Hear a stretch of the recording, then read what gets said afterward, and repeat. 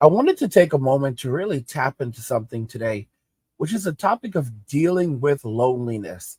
A lot of young men and just men in general are dealing with this problem. Even in my own personal life, I dealt with loneliness. It's something that I dealt with since I was a child, and I still deal with it at times as an adult. And a lot of men, honestly, are dealing with loneliness, and it's probably one of the biggest, if not the biggest problem that they have in their lives, even when they don't realize it. There's a lot of men who will say that, well, I'm pretty good at being alone and by myself, and I'm good. But then you have, at the same time, these guys are also drinking like crazy. So, they have to drink to go to sleep. They have to drink to sleep. But I understand that a part of that may be from trauma. Maybe you served overseas. Maybe you had a tough childhood. Maybe there were a number of things that happened. Maybe a divorce or past relationships. Maybe it's mental health issues.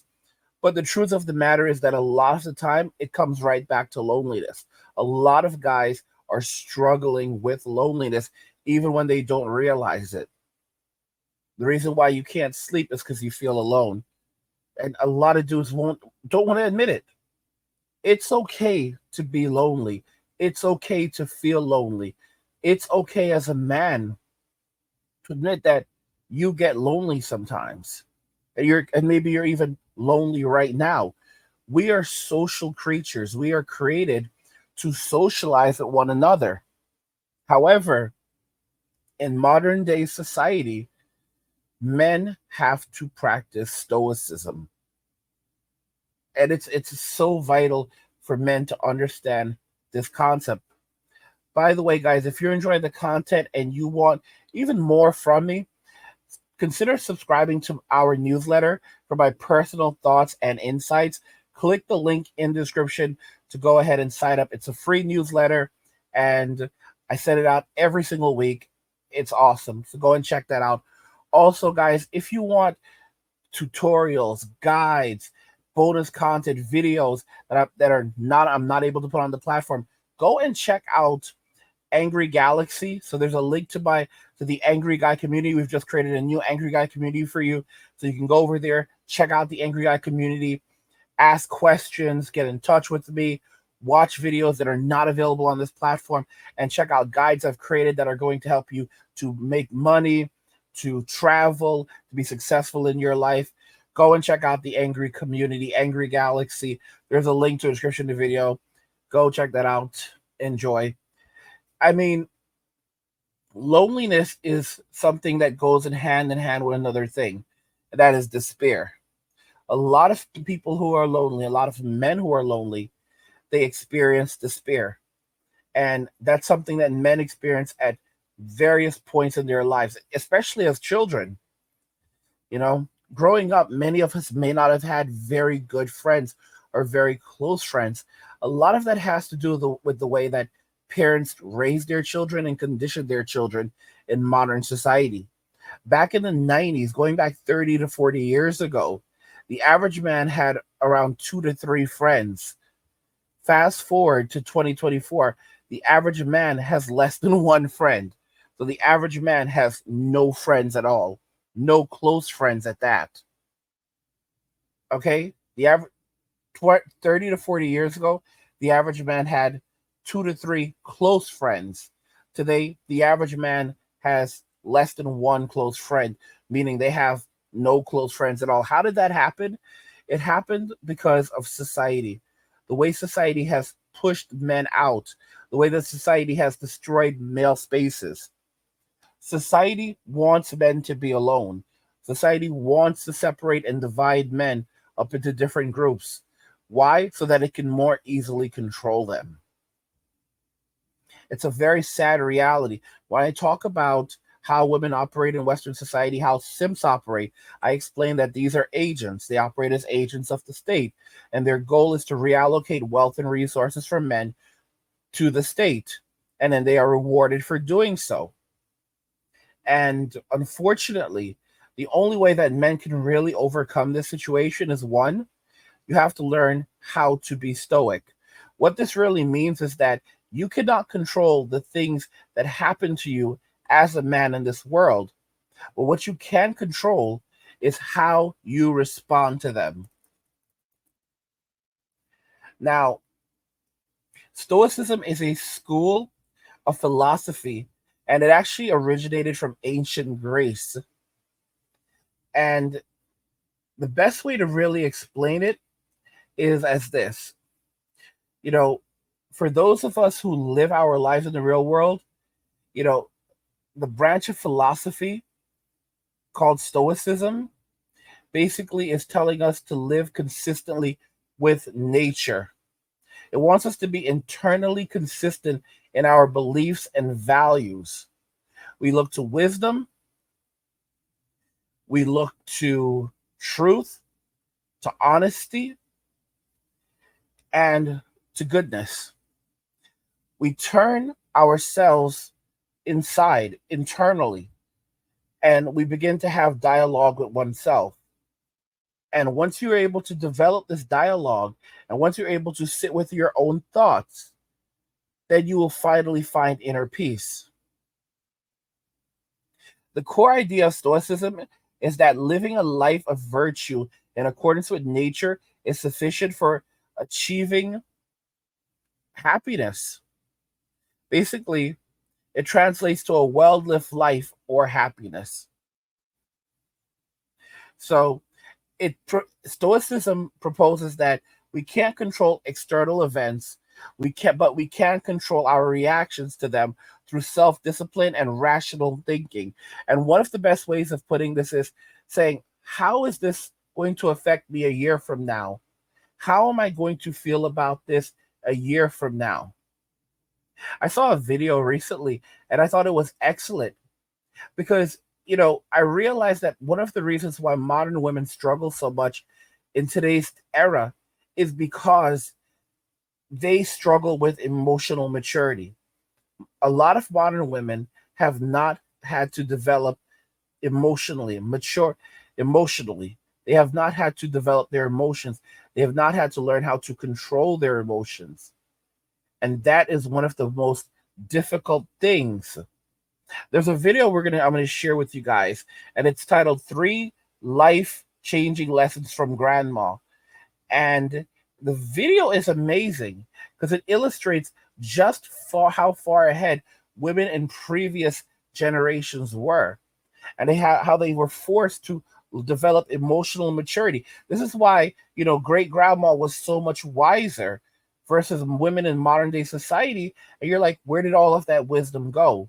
And the reason why is because these women were emotionally mature and they forced themselves to evaluate things from a factual based context instead of solely feeling based, because women operate on feelings while men tend to operate on facts. But that is not to say that women cannot condition themselves to look at things through the lens of facts instead of feeling.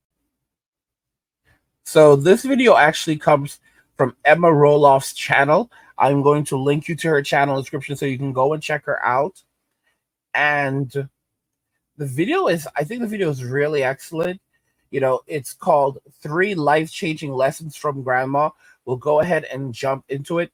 And it's basically three lessons my grandma taught me in my 20s that have helped me in my 30s. And I think we can really see that women from that era were really women of virtue and substance. And you can see how, even though many of them passed through hard times, it was because of those hard times that it forced them to develop themselves more, to learn how to adapt to those times and overcome the hardships of those times. Let's go ahead and jump into the video. In so many of these videos that are like 3 things I wish I had known in my 20s that I now know in my 30s. I want to make one that is 3 things that my grandma taught me in my 20s that have shaped the person that I am in my 30s. Grandma Katie lesson number 1 is never refold the towels or you won't have help folding them ever again. My grandma was a particular Irish Catholic woman who typically liked to run a very tight ship. But along the way of having 6 kids and countless grandchildren, she realized that if you're constantly nitpicking other people or redoing their work, they're eventually going to stop offering to help. This one became especially important for me when I started having kids. As a new mom, I wanted everything to be done the exact same way that I did it, or it felt like it was wrong somehow. This mindset gave me the opportunity to take a step away and recognize that my husband could figure out exactly how he wanted to parent, and that was okay. It helped us be a stronger team. That lesson has extended into the way that I manage, recognizing that people can do things their own way, and it's helped me give them autonomy to take a task and run with it. Lesson number 2 is don't ever give something that won't matter a year from now more energy than it deserves. Remember, Grandma Katie was a hot-headed little Irish woman. She'd get worked up often, which, like, maybe I have a tendency to do as well.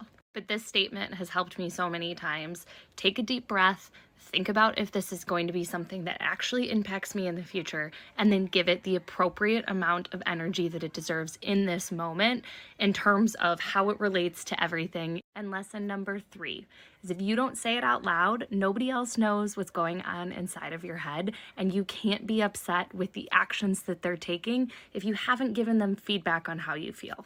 Ideas that you have or feedback that you want to give somebody, they're never going to know it unless you say it. So be thoughtful about your delivery, but make sure that you're sharing your opinions with the world. Say something, share your views, and then move on if it's not something that's going to impact you far into the future. See, that's called emotional maturity. And that's so much wisdom. Specifically the point about when something happens, it doesn't matter what it is. Because there have been times in my life, for example, where I feel like I got screwed over, and it literally made me feel absolutely pissed off. I'm like, okay, I got screwed over again. I'm always getting screwed over, and I got screwed over again. And I tried my best, and I still got screwed over. And I just have like a breakdown. But here's the thing: instead of looking at the positive that, hey, I got out of the situation, I moved on, am I really going to care about this a year from now? Okay.